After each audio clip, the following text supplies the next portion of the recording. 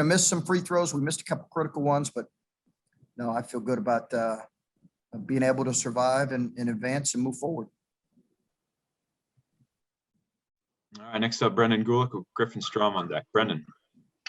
Chris, congratulations on the win. I'm sure you'll be asked quite a bit about your starters, but I want to ask you about Musa Jallow. This might have been his most efficient game of the year. He seemed to come up in big moments on both ends of the floor.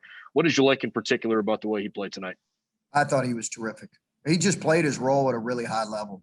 I thought he was terrific. Was active defensively, got to where he needed to. I thought he was really, really good. And we needed his defense. We needed his activity, especially with Kyle's 2 fouls. Griffin Strom next up with Patrick Murphy on deck. Griffin. Hey, Coach, how big was it for your guys' confidence and the confidence of some of your other players outside of EJ and Dwayne to have such a well-balanced offensive attack today with 5 guys in double figures, with Kyle and Musa obviously stepping up and having their best games in quite some time? Yeah, that was good to see. That was really good to see those guys. CJ Walker asked to come off the bench a couple days ago, and I told him, hey, it's your team, senior. So if that's what you'd like to do, absolutely, we'll do that. But I was good to see. I thought he gave us some really critical plays there. You know, the one where he should have probably pulled it out there late. He'll learn from that. But I thought he was really good and really helped us.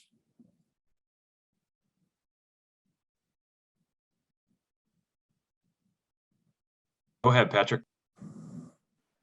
Chris, just looking ahead to tomorrow, Purdue is a team that obviously got you guys twice this year. CJ mentioned that without even being prompted. How much is that kind of in guys' minds as you get to play them tomorrow? Yeah, I think you're always aware of it. You know, it's always something that you're aware of. I think they're the only team to sweep us, this year. It was a couple close games, particularly the one at our place where their freshman Ivy made a great play. It's going to be a physical game as it always is. Travion's a tremendous player, as is their big fellow. So should be a great challenge for us here tomorrow. All right. Next up, Stephen Means with Steve Hellwagon on deck. Stephen. Coach, were you a little frustrated out of what was happening in that last 98 seconds when it just seemed like your team couldn't execute as much? No. I mean, that's, again, I've watched enough college basketball to know that, players aren't perfect, and they made some plays. We missed a couple free throws. We had a critical offensive foul there. But we also, CJ did a great job calling a timeout in a corner situation. EJ did a great job executing a baseline situation where he got fouled. So no, it's part of us, part of the learning experience. And, there's a couple things we can do better, but they also made some tough shots. Next up, Steve Hellwagon with Shane and Ryan on deck. Steve. Yeah, Coach, seemed like for the longest time you guys were doing a good job with Carr. It seemed like you were running a second defender at him to get the ball out of his hands. What was the thought at the first 37 minutes, I guess, where you only had 12 points through the first 37 and then the rest at the end. What were you guys doing with them? They put him in space, Steve, and didn't bring a ball screen as much in the last couple minutes. And then he just, they just, late, they were just down. They got nothing to lose, and they're just playing. And they threw in some tough shots, but they didn't bring another defender as much. I thought we really executed well defensively in the last couple possessions against him.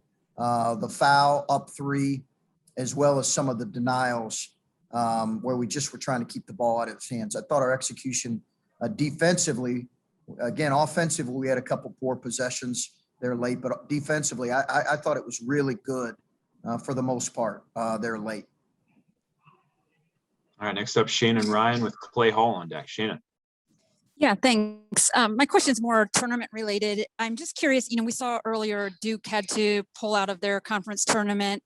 I think that prospect of COVID really wrecking us end of season here is on people's minds. And I'm just curious, does that weigh on your mind? Is it a concern? And do you try to block that out, or how do you deal with that? And how do you deal with that with players? No, Shannon. Yeah, it's definitely a concern. Definitely gets a concern. I think it's the reality is you're trying to do everything you can to mitigate risk. Our guys have done a great job of that. But as I've told a lot of these guys from our local media, we've not been hit with COVID much. So that does probably leave you a little more susceptible here later in the year. So we just have to make sure we're following every protocol. All right, last three for Coach here. We'll go with Clay Hall, Colin Hass-Hill on deck. Clay. Hey, Coach. First win since February 18th. Was it relief, jubilation to sort of get off the snide and get this thing back in the right direction? Yeah, I think so, Clay. I think guys were excited. You could tell a little bit late there where, they made a run, not late, but in the middle of the second half and cut it. We knew Minnesota was a tough team and a tough. But I think as much as anything, yeah, guys were excited. Guys were excited about, disappointed in a couple of the plays they made there late, but they also recognized Carr made some really tough plays. So I think there was a combination of both, probably excitement. I didn't want them to. I want them to enjoy this. These are college basketball players. It's not life and death, and sometimes you can feel like that a little bit when you've lost a couple. But I was really proud of them today here, and we'll see how we respond tomorrow. Thanks. We'll go with Colin Hass-Hill and finish up with Adam Jardy. Colin. Chris, I think you had 44 points in the paint today. How much of that was a priority in this specific matchup, and what can you really take from that part of the performance and apply it to the Nets game, given your challenges from inside the arc offensively against Purdue this season? Yeah, Purdue plays you a little differently defensively, Colin, than Minnesota, but both teams can make it difficult for you.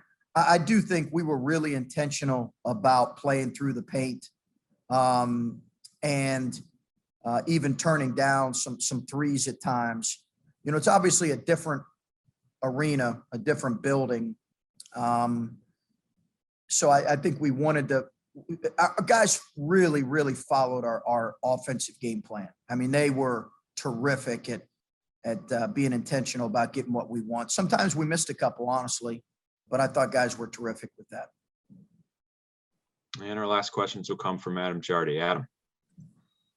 Chris, after you guys got off to the 13-0 start, you started turning the ball over a couple of times there, and I know it's not a team that necessarily turns teams over at a super high percentage.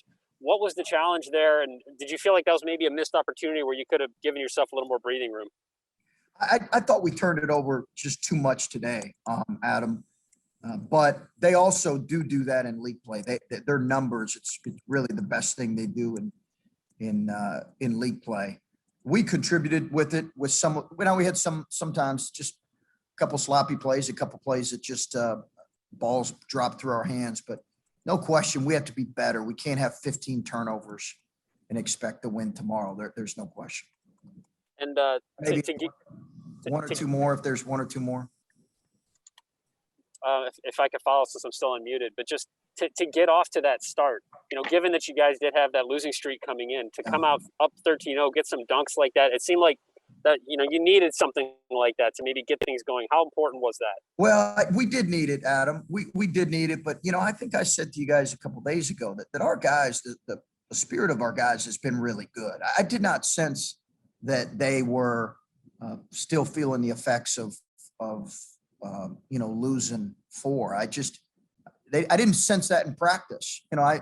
Hopefully I would tell you, or wouldn't be as positive if I did feel that. So I think they recognized that this is a new opportunity, and they also recognized that they had some really good stretches of play. Just like today, we had some good stretches of play to get up 14. And then we had some errors that we have to clean up. So I do think that gave us some life and some energy, just the way our guys opened the game. But they've had a great mindset going into it. Thanks for watching. Be sure to click on that subscribe button so you don't miss a single thing, and come visit us over at BuckeyeGrove.com for all the best Ohio State information on the web.